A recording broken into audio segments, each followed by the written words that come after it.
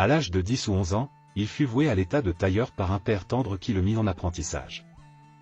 Mais, le jeune Amidou fut amené à reconnaître qu'il n'était pas né pour cette vie prosaïque et pacifique, et qu'il se sentait de plus nobles aspirations.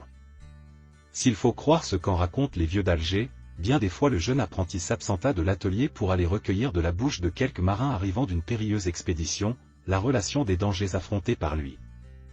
Bientôt, enivré par les récits de ses héros, ayant déjà au cœur cette violente haine des infidèles, Amidou s'embarqua comme mousse à bord de l'un des corsaires de sa guerroyante patrie. En grimpant dans la mâture, il voulait, disait-il, délier ses jambes engourdies par la posture gênante des quiates. Toujours est-il que l'enfant ne s'était pas trompé sur sa vocation, et que jamais il ne regretta d'avoir renoncé à coudre pour en découdre.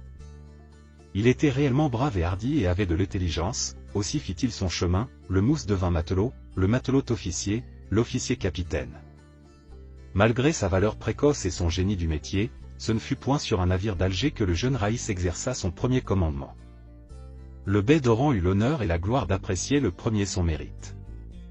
Il lui confia d'abord un de ses shebeks, et, pour le récompenser de ses succès, il lui conféra ensuite le commandement en chef de ses forces navales, 2 ou 3 shebeks et d'autant de balancelles.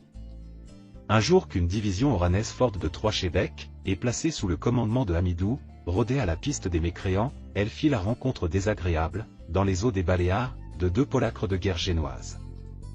La partie était inégale, mais loin de chercher un salut dans la fuite, Amidou, par des manœuvres habiles et hardies, sut forcer les navires ennemis à s'éloigner sans remporter une victoire que la disproportion des forces aurait dû rendre facile.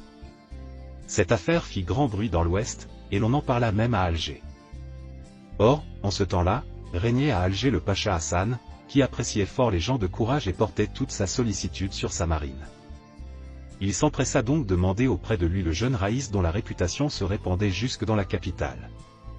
C'était donc de 1790 à 1797 que le jeune Amidou fut mandé à Alger. Après de publiques et flatteuses félicitations, le pacha lui confia le commandement d'un beau shebek armé de 12 canons et monté par une 60aine de matelots. Le jeune Raïs, réalisant l'espoir qu'on avait placé en lui, fit dans ses premiers voyages un nombre de captures très propres à réjouir le cœur des croyants et à remplir leurs bourses, mais un incident des plus malheureux faillit briser à jamais une carrière si glorieuse pour la marine algérienne. Les diverses phases d'une croisière entreprise contre les ennemis, l'amenèrent un jour à la cale, et pendant cette relâche un violent coup de vent du large se déclara. Le mouillage n'était pas des meilleurs, et le pauvre shebek, assailli par des lames monstrueuses, fatiguait horriblement et donnait de sérieuses inquiétudes. Amidou fit mettre toutes ses ancres à la mer et fila ses câbles bout à bout. Le vent et la mer portaient à terre, malgré la finesse de sa marche, le shebek n'aurait jamais pu s'élever et gagner le large.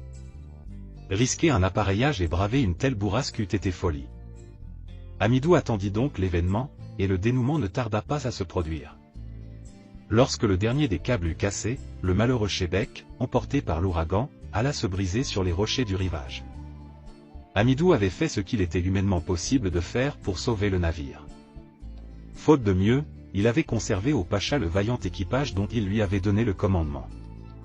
Néanmoins, le Raïs n'était pas trop rassuré sur les suites de cette catastrophe. Préalablement, il prit donc le chemin des écoliers pour retourner à Alger, et alla faire un tour à Tunis d'abord, puis à Constantine.